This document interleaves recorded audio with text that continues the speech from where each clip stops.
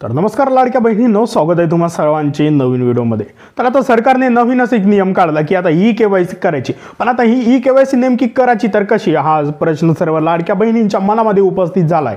आता याबद्दल आपण माहिती जाणून घेऊया की आधार क्रमांक टाकायचा कुणाचा, मोबाईल क्रमांक कुणाचा टाकायचा, हे सर्व प्रश्न महिलांच्या मनामध्ये उपस्थित आहेत। पण अजूनही ज्या महिलांनी ई-केवायसी केलेली नाही आणि ज्या महिलांची ई-केवायसी पूर्ण झाली तर आता ऑक्टोबर महिन्याचे व नोव्हेंबर महिन्याचे त्यांना पैसे मिळणार का, याबाबत सर्वत्र चर्चा महिलांच्या मनामध्ये सुरू आहे। आता या व्हिडिओच्या माध्यमातून हे सविस्तर माहिती आपण कव्हर करणार आहोत। आता लाडकी बहीण योजनेचा पैसे मिळवण्यासाठी 1500 रुपये आणखी एक नवीन नियम म्हणजे हा ई-केवायसीचा लागू केलेला आहे। आता लाडक्या बहिणींना राज्य सरकारचा आणखी एक नवा झटका बसलाय, कारण की ई-केवायसी करायची तर कशी, काही लाडक्या बहिणींकडे मोबाईल नाही, पण त्यांनी कुठं करायची ते आपण जाणून घेऊया। नव्या नियमांमुळे लाडकी बहीण योजनेतील लाखो लाभार्थी आहेत त्या लाडकी बहीण योजनेतून कमी होण्याची शक्यता आहे। म्हणून लवकरात लवकर तुमचे 1500 रुपये वाचवायचे असतील, तुम्हाला जर 1500 रुपये वाटते आम्हाला महिला मिळाला पाहिजे प्रत्येक महिन्याला 1500 रुपये, तर ई-केवायसी तुम्ही करूनच घ्या। आता बघा, आता विधानसभा निवडणुकीचा महायुतीला भरघोस मत मिळवून देणाऱ्या लाडकी बहीण योजनेतील बोगस जे लाभार्थी आहेत त्यांना हुडकवून काढण्यासाठी गेल्या काही दिवसांपासून युद्धपातळीवर मोहीम सुरू आहे। आता बघा, या लाडकी बहीण योजनेमुळे राज्य सरकारच्या तिजोरीवर मोठा प्रचंड आर्थिक भार पडत असल्याचे पाहायला मिळत आहे।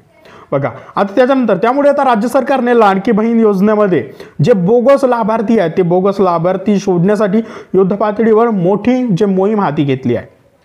आता राज्य सरकारने या योजनेचा निकष काटेकोरपणे चेक करत आहेत। पात्रता नियम अटी, त्या अटीमध्ये हे लाभार्थी बसत आहेत का नाही हे पूर्ण तिथं चेक केलं जात आहे। त्यामुळे तुमचे जर योग्य त्या पात्रता असेल तर तुम्हाला नक्कीच लाडकी बहीण योजनेचे जे पैसे राहतील ते मिळतील। आता त्याच्यानंतर आपण जाणून घेऊया की आता राज्य सरकारने लाडकी बहीण योजनेसाठी आणखी एक महत्त्वाचा नियम लागू केलेला आहे। त्यामुळे योजनेतील जे लाभार्थी कमी होऊ शकतात, कारण की अनेक बोगस लाभार्थी या योजनेचा लाभ घेत आहेत। आता या योजनेतील लाभार्थ्यांच्या सोबतच पती किंवा वडिलांची ई-केवायसी करणे बंधनकारक करण्यात आलेले आहे। आता लाडकी बहीण योजनेतील महिला लाभार्थी सोबतच त्या महिलेचे पती किंवा वडिलांचे वार्षिक उत्पन्न किती आहे याचाही आता राज्य सरकारकडून पडताळणी केली जाणार आहे। तुमचे वार्षिक उत्पन्न किती आहे ते चेक केले जाणार आहे। आता त्याच्यानंतर जर महिलेचे लग्न झाले असेल तर पतीचं आणि लग्न झालं नसेल तर वडिलांचे उत्पन्न शोधले जाणार आहे। पुन्हा एकदा बघूया आपण। बघा, आता लाडकी बहीण योजनेतील महिला लाभार्थी सोबतच त्या महिलेचे पती किंवा वडिलांचे हे वार्षिक उत्पन्न किती आहे चेक करतात। आता त्याच्यानंतर याचाही आता राज्य सरकारकडून पडताळणी केली जाणार आहे। बघा, जर महिलेचे लग्न झाले असेल तर पतीचं आणि लग्न झालं नसेल तर वडिलांचं उत्पन्न शोधले जाणार आहे। आता त्याच्यानंतर लाभार्थी महिलेच्या उत्पन्नासह वडील आणि पतीचे उत्पन्न 2.5 लाख रुपयांपेक्षा जास्त नसावे। बघा, 2.5 लाख रुपयांपेक्षा जर जास्त असल्यास तर संबंधित महिलेला लाडकी बहीण योजनेसाठी अपात्र ठरवले जाईल। तुम्हाला लाडकी बहीण योजनेचे 1 रुपया मिळणार नाही। आता बघा, लाडकी बहीण योजनेसाठी कुटुंबाचे वार्षिक उत्पन्न 2.5 लाख रुपयांपेक्षा जास्त नसावे ही एक अट आहे। आता बघा, अशी मुख्य अट अनेक आहे। बघा, मात्र लग्न झालं असेल तर पतीचं आणि लग्न झालं नसेल तर वडिलांचं उत्पन्न याचीही चौकशी केली जाणार आहे। त्याच्यानंतर बघा, याआधी लाभार्थी महिलांचे उत्पन्न शोधण्यात आले होते, मात्र त्यांच्या गृहिणी आणि बहुतांश महिलांचे उत्पन्न 2.5 लाख रुपयांच्या वर नसल्याचे आढळून आले। आता त्यामुळे आता राज्य सरकारने त्यांच्या कुटुंबाचे एकूण उत्पन्न शोधण्यासाठी पती किंवा वडिलांची ई-केवायसी करणे बंधनकारक आहे। हा एक पॉइंट आहे। आता ई-केवायसी करायची कशी? आता ई-केवायसी करण्यासाठी लाडकीबहीण.महाराष्ट्र.gov.in या वेबसाईटवरती क्लिक करा।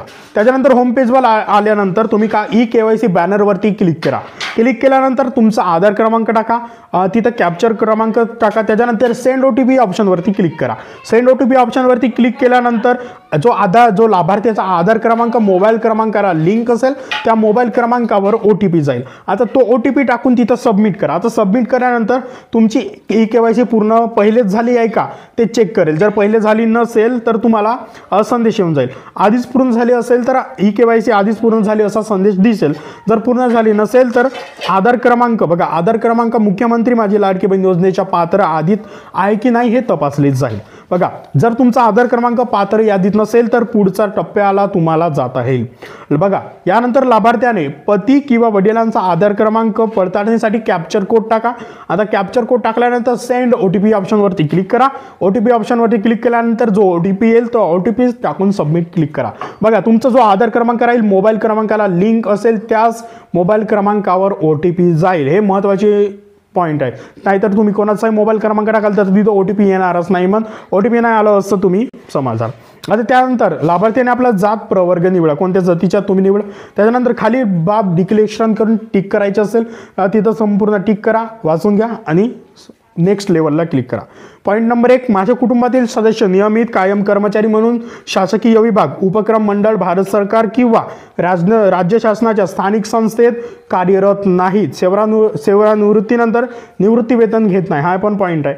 त्याच्यानंतर पॉईंट नंबर 2, माझ्या कुटुंबातील एक विवाहित आणि एक अविवाहित महिला या योजनेचा लाभ घेत आहेत. वरील बाबी नोंदी करून चेक बॉक्सवर क्लिक करा, सबमिट बटनावर क्लिक करा. त्याच्यानंतर शेवटी तुमचं सक्सेस ई केवायसी असं तुम्हाला दिसून जाईल. तर अशा पद्धतीने तुमची ई केवायसी पूर्ण होईल. तर या व्हिडिओच्या माध्यमातून बघितलं की आता ई केवायसी करण्याचा हा खूप मोठा प्रश्न महिलांच्या मनामध्ये उपस्थित झाला आहे. तर हा व्हिडिओ पाहून पण तुम्ही ई केवायसी करू शकता.